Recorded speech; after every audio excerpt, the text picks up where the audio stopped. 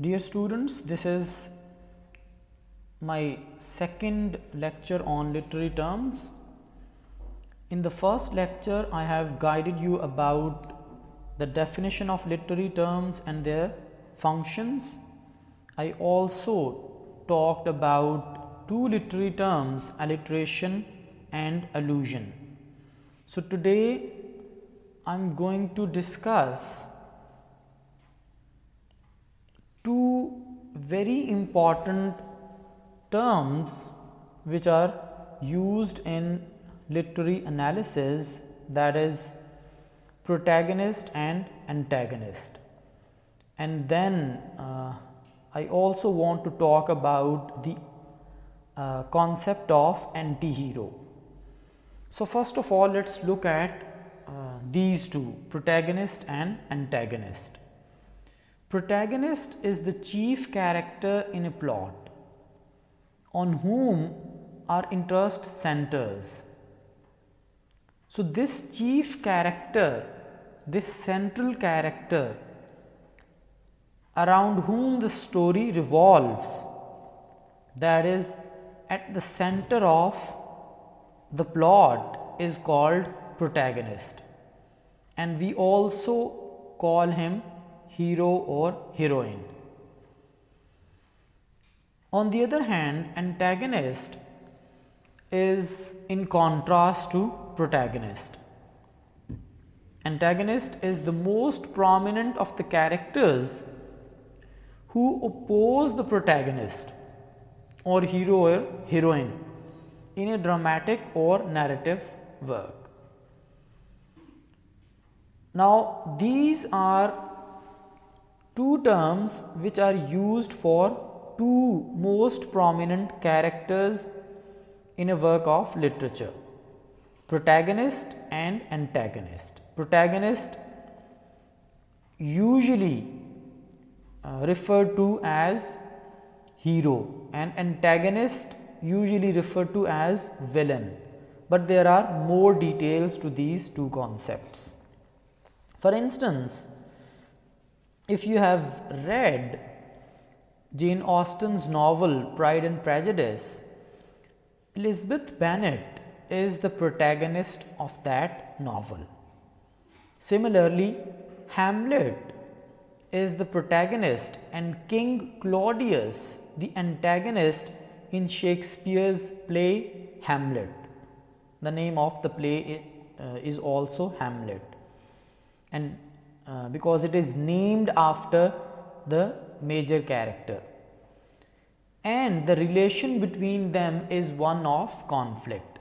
So protagonist and antagonist are actually in conflict with each other. Now, as I said earlier, the antagonist is also called villain, and you have to understand when he is called a villain. If the antagonist is evil or capable of cruel and criminal actions, he or she is called the villain. Why? Because he seeks to frustrate a heroine or hero. He tries to somehow make their efforts successful, fail, to somehow create hindrances and difficulties for the protagonist. But in those works in which the protagonist is represented as evil, the antagonist will often be a virtuous or sympathetic character. So the opposite can also happen, that sometimes the protagonist is evil and the antagonist is a noble character. So here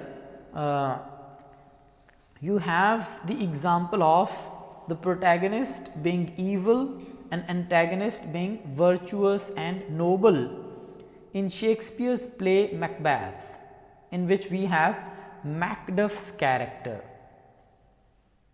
So most commonly the antagonist is portrayed as a virtuous character. On the other hand, the evil comes from the antagonist, but sometimes the opposite happens. So, I have explained both cases in explanation of antagonist and protagonist. So, instead of using the words hero and heroine, I personally prefer to use these two literary terms, protagonist and antagonist, because the use of the other two words sounds very colloquial and casual. So, when you are writing a formal literary analysis, you should use antagonist and protagonist instead of hero, heroine. Yes, you can use the word villain for the antagonist if he is committing these horrible criminal actions. The second term, apart from the two that I have discussed in relation to each other, is antihero, and this is a very important idea in literature which must be understood by a good reader.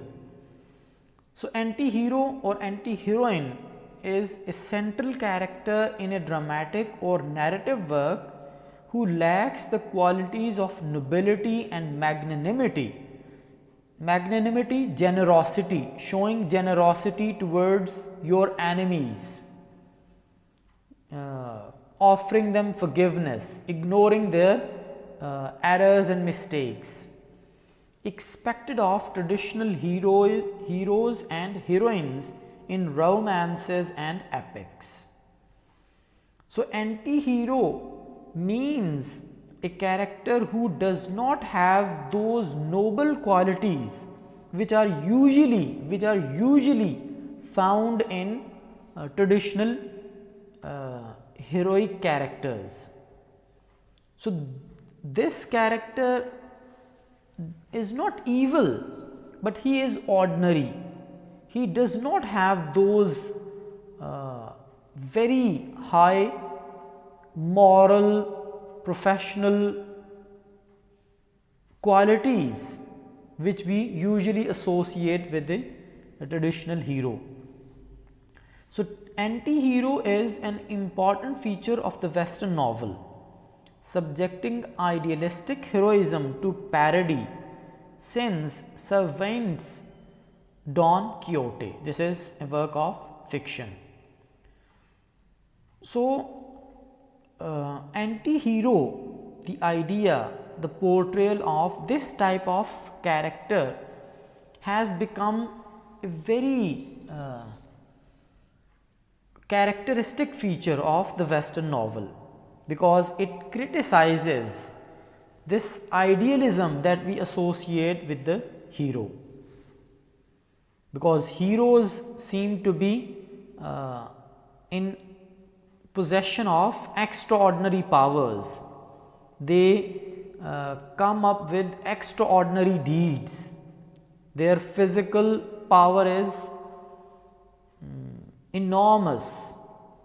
But since these qualities at this scale are not mostly found in the kind of humans we know in real life, that is why this portrayal, this extraordinary portrayal of heroes has been parodied through the concept of anti-hero, by portraying a character, by making the central character an ordinary person.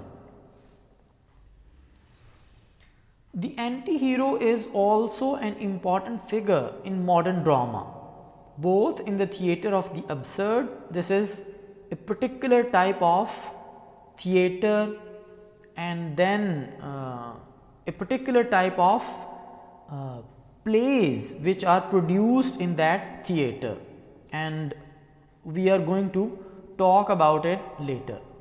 And in the tragedies of Arthur Miller, an American playwright, notably Death of a Salesman.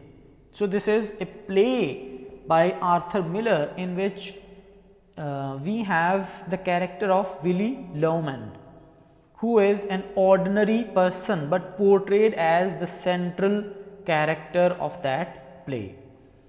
So, in modern drama, the kind of hero we have does not have the extraordinary qualities which are usually associated with our conception of a hero. The outstanding examples of this anti-heroic ordinariness and inadequacy are Flaubert's Emma Bovary in his work Madame Bovary, published in 1857, and Joyce's Leopold Bloom. This is his character in his book Ulysses, published in 1922. So, these were three literary terms I wanted to explain: antagonist and protagonist, and then anti-hero, because these three are interrelated. So, I explained them in one discussion. Hope you will understand these ideas and get back to me in case you need any help. Thank you very much.